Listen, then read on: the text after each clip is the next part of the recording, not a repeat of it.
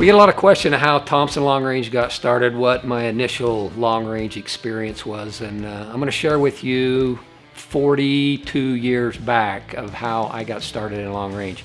I was in high school, my junior, senior year, and I was intrigued with long range even before that.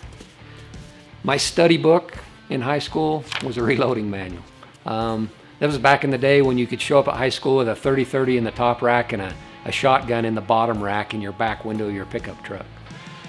Nonetheless, I was running a 220 Swift and a Weatherby 7mm at the time. I like very fast flat calibers, and the reason I like those fast flat calibers was because they helped eliminate the effects of the elements on my accuracy. It actually helped my accuracy.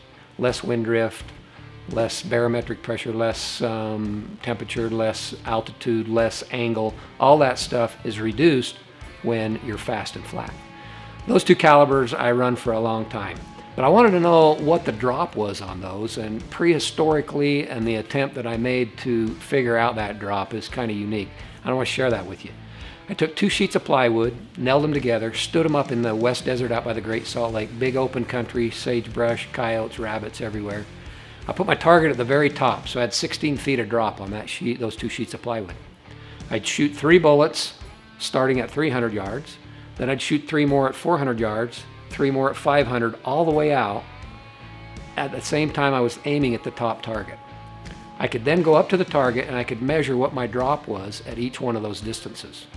I found a company called Premier Reticle. How I found them, I have no idea. There was no internet, there was none of that kind of stuff. But this company built custom reticles and would install them in your scope. At the time, there was a 3:9 Leopold scope on both calibers, and I sent those scopes off and had Premier build me those reticles so I could have exact holdover at the distances known. That's how it all got started, and from there, look where we are today, 42 years later. It's pretty crazy.